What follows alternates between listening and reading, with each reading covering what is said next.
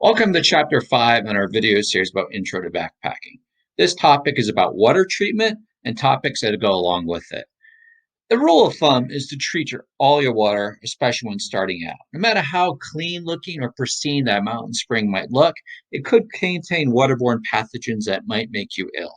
As you gain more experience, you can make a more informed decision. But for now, as I said, just treat all your water. It's going to eliminate a lot of issues, and you don't gain anything by not treating it. Now, along with the water treatment and the types of treatment you can use, we're also going to look at the different water sources, such as stock ponds, mountain springs, streams, etc., and some issues that might be involved with treating that type of water.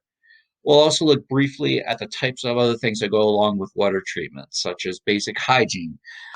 A lot of times, people who get ill in the backcountry will blame the water, but a lot of times it's lack of basic hygiene or something as simple as not cleaning a cook pot. So this video will look at the different aspects of what is involved with water treatment and associated topics with it.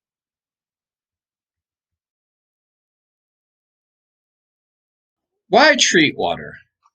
Well, even the most pristine looking water, such as a stream or a spring, could contain waterborne illnesses, sometimes giardia, but sometimes some other illnesses, especially in areas with lots of cattle. At the end of the day, all these illnesses cause some very similar symptoms: cramping, bloating, gas, diarrhea, and some other not so comfortable things. You don't want to do that. They can show up immediately, 24 hours, or it could show up 2 weeks later at home, or worse, 2 weeks into a longer backcountry trip. When you're just starting out and can't make informed decisions about what might be good water or not, good rule of thumb, treat all your water with the methods we can go over a little bit later in this video.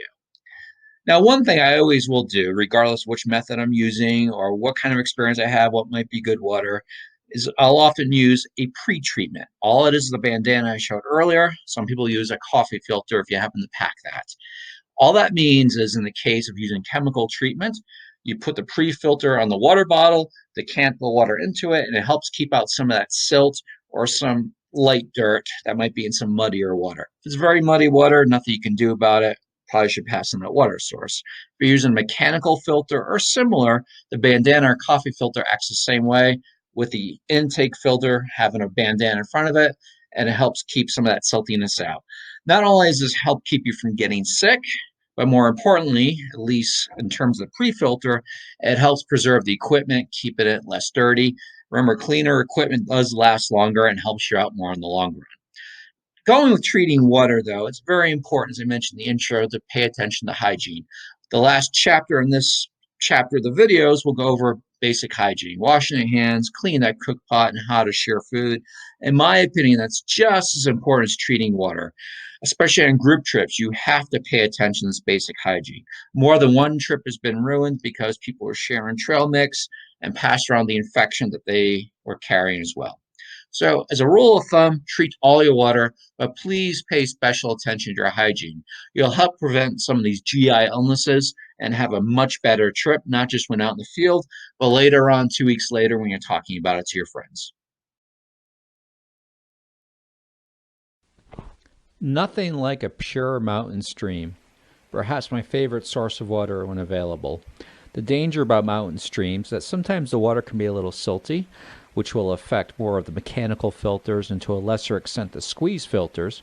Again, use a bandana to pre-filter, but typically this water will taste very good and will be among the cleanest water sources, assuming there's no upstream contamination. Springs, as the name implies, spring forth from the ground. They can be seasonal in nature or permanent. Always check your topo map, which we'll go over later for this type of information, and sometimes the local land agency will also have that information.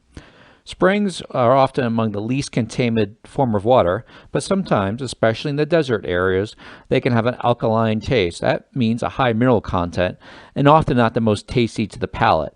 But if you need water, it's often the only option within desert areas.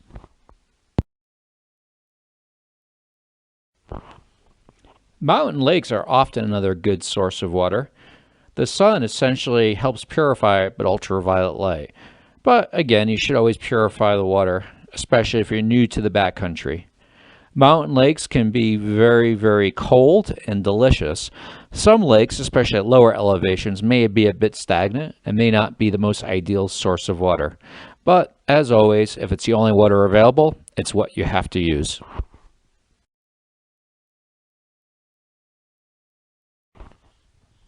In New Mexico, along the Continental Divide Trail, you'll often encounter many stock tanks.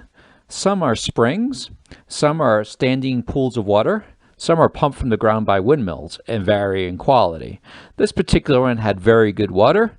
Others I've seen in the past might be full of algae or even unfortunately dead animals. It's unfortunate when that happens because oftentimes these stock tanks are the only source of water in a dry area such as found in southern New Mexico. Always pay attention to your map or other sources of where to get this water, and always, always, always treat this type of water.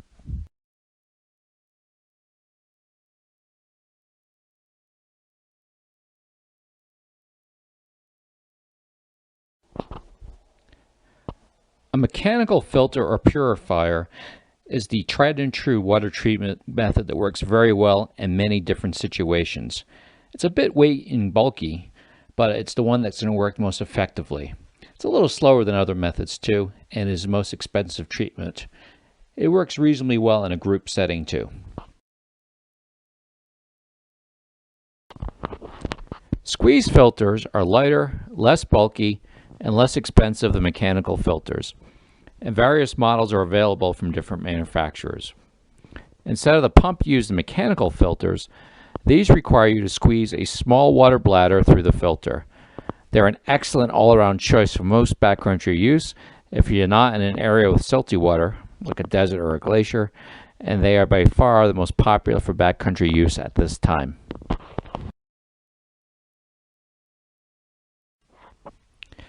A UV pen is a battery-powered, pen-shaped device that uses ultraviolet light to treat water.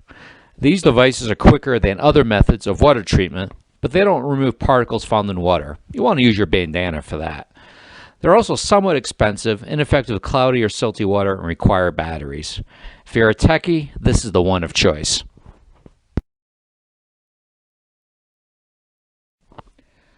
Chemical treatment is a light and inexpensive method of treating of water compared with filters or other choices. But sometimes you have to wait up to an hour for the treatment to be effective. It doesn't work as well in cold water either. It's definitely a minimalist choice. Sometimes people who treat some, but not all of their water, such as thru hikers, will often use this method of chemical-based treatment. Now, how to use it depends upon the manufacturer. Some treatments involve adding 2 tablets per liter, perhaps using a pre-mixed packet of powder, or maybe a capful of liquid, or some other methods. If you choose to use chemical treatment, absolutely read and follow directions carefully for safe use. As I said, it's going to vary between manufacturers. A gravity filter works well for camp use. You simply fill up a bladder or similar large container, place the bladder on a branch, and then the water goes through the filter, down the hose, and into a water bottle.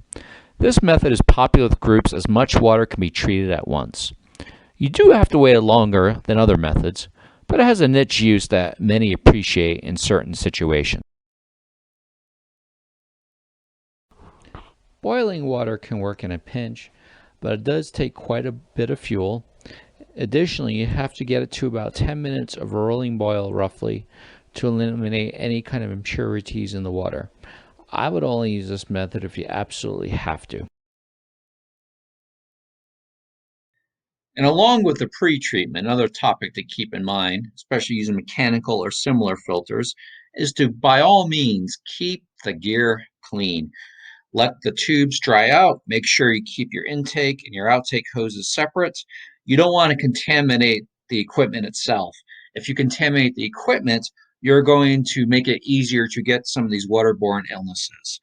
Dirty equipment doesn't help anyone. So after using a filter, try to dry out the equipment as much as you can.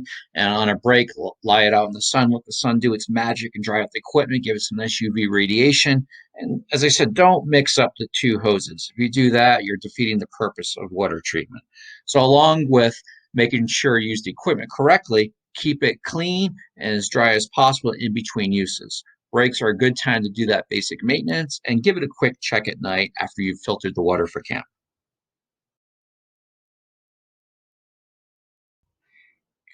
As I mentioned at the beginning of this video, in my opinion, just as important as treating the water, and sometimes perhaps even more important depending, is some basic hygiene. Lack of basic hygiene can pass on different illnesses, especially in a group trip. Very similar symptoms to Giardia, which is a lot of times why people say they got Giardia from drinking bad water when something as simple as not washing the hands. Having said that, in my opinion, hygiene can be broken into three important things in terms of backcountry use. The first thing is wash those hands before eating dinner, before preparing food, and especially after going to the bathroom.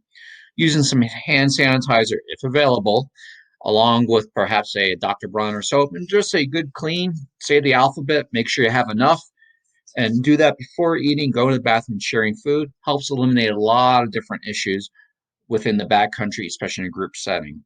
The second thing to pay attention to with hygiene is make sure that spoon and that cook pot and that cook bowl is clean. Obviously, in the backcountry, it's hard to get soap and water, but some cold water and a good rinse and cleaning it out with a relatively clean bandana will help prevent some bacteria from growing, at least in the short term. When you get into a town at the end of the trip, make sure you clean it thoroughly. More than one person's been guilty, myself included, of forgetting about the cook pot or their coffee mug and letting mold and other things grow on it, and they bring it out in the trip. Doesn't look too good, and that can lead to things too. The third and perhaps most important thing, next to hand cleaning, of course, is the sharing of food. When preparing group dinners, you're handling it. You want to make sure those hands are clean, but also never reach into another person's trail mix. They pour the trail mix into a person's hands. Never let them directly go into some food you're sharing. That can easily transmit different things. Pour it into their hand, whereas the chips, the trail mix, etc., and it's going to help prevent many things. Foodborne illnesses have a lot of the symptoms of waterborne illnesses and will often mimic it. So, by all means, please try to avoid that with these very simple steps, and I think you'll have a very good trip. And that concludes our video chapter on water treatment and topics associated with it. Hope you found this informational. I'll give you some good information when you go out into the backcountry to be safe, comfortable, and have fun. Some basic water treatment, some basic hygiene, and taking care of your equipment means a much better time, not just for you, but everyone involved on the trip, both on the trip itself and when you get home. Until then, happy trails.